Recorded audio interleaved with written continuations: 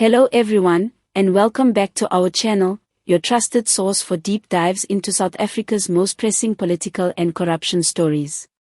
If you care about justice, accountability, and the truth behind the headlines, make sure to hit that like button, subscribe, and drop your thoughts in the comments. Today, we're heading to the Free State, where another staggering corruption scandal has surfaced, this time involving fraud worth over R530K, right under the nose of local government. In Bultfontein, a small municipality in the Free State, the Hawks Serious Commercial Crime Investigation Unit recently swooped in and arrested 3 individuals in connection with a R530K fraud case. Those taken into custody include a former municipal accounting officer, a private service provider, and the service provider's company. But this isn't just about a few bad apples, it's a window into a much broader crisis of public sector corruption and weak oversight mechanisms that have plagued South Africa for years.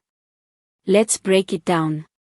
According to official reports, this saga dates back to 2019. The former accounting officer is accused of flouting key procurement procedures by irregularly appointing a service provider to handle debt collection services for the municipality. Now, debt collection in any municipality should go through a competitive, transparent tender process. This is public money we're talking about, after all. But in this case, there was no tender. No public process. No checks and balances. Instead, the appointment appears to have been made quietly, and crucially, illegally. The result? A payment of R530K was made to the service provider. But here's the kicker, no services were actually delivered. That's right, over R500,000 paid for absolutely nothing. And how was this uncovered? It didn't start with the Hawks. It started with the Office of the Auditor-General. In their audit report, the Auditor-General flagged the suspicious payment as part of a wider review of wasteful and irregular expenditure in the municipality. The report noted that not only were procurement protocols violated, but the service provider had also allegedly submitted fraudulent documents and invoices, clear signs that this was not a simple administrative mistake, but a coordinated scheme to defraud the municipality. Following this report, municipal councillors acted. They escalated the matter, submitting a formal complaint, which ultimately led to the Hawks being called in. That's when the Serious Commercial Crime Unit stepped in, conducted their investigation, and finally made the arrests. The individuals arrested are aged 42 and 57, and now face serious charges, including fraud, contravention of the Municipal Finance Management Act, and violation of the Debt Collectors Act. They are set to appear in the Bultfontein Magistrates Court. So what does this tell us? First, it shows that systems of oversight, while often slow and limited, can work when local officials are willing to act.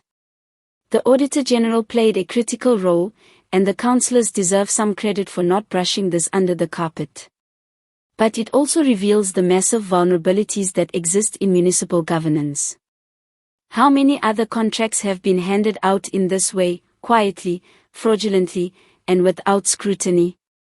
Second, this story is not an isolated one.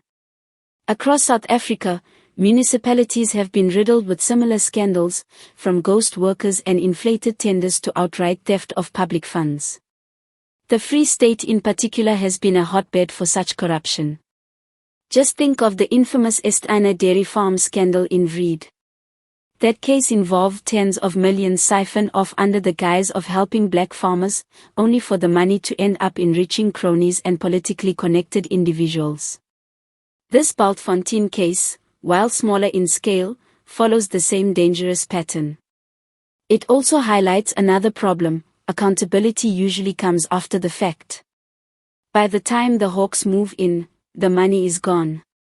Services haven't been delivered. Communities remain underdeveloped.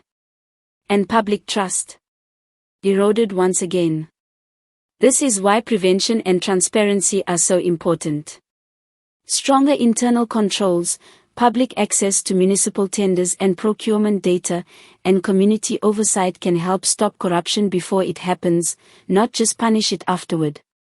Let's not forget that these are public funds, money meant to deliver basic services like water, sanitation, roads, and electricity. In towns like Bultfontein, every rand counts. When that money is stolen, it's the residents who suffer.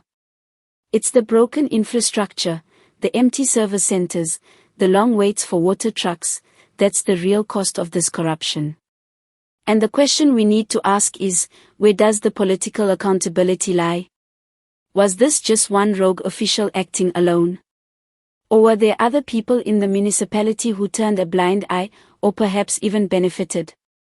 Often, investigations like this stop at the foot soldiers, while higher-level actors remain untouched. That cannot continue. We should also ask, will the justice system deliver? Will the court proceedings be swift and transparent, or will this drag on for years, as so many cases do, lost in delays, technicalities, and legal games? The public deserves closure, and justice must be seen to be done. Finally, we have to acknowledge the work of the Hawks. For all their challenges, this case shows that their Serious Commercial Crimes Unit is still doing the difficult, necessary work of investigating complex financial wrongdoing. It's a reminder that the fight against corruption is far from over, and that there are still professionals out there committed to rooting it out. This case may not make national headlines, but it's a powerful example of the kind of rot that weakens our democracy from the ground up. And it's exactly the kind of story we need to pay more attention to, because it's happening in too many towns, in too many provinces, with devastating effects for ordinary people. So, let's keep the pressure on. Let's demand more from our leaders, from our institutions, and from ourselves. Corruption thrives in silence, but when we speak out, share the facts, and hold officials accountable, change becomes possible. Thank you so much for watching. If you found this video informative, give it a thumbs up, subscribe for more in-depth commentary on South African politics and governance, and don't forget to let us know in the comments, what do you think should happen to the officials involved in this case? And how do we stop this from happening again? Until next time, stay informed, stay engaged, and stay strong. See you next time.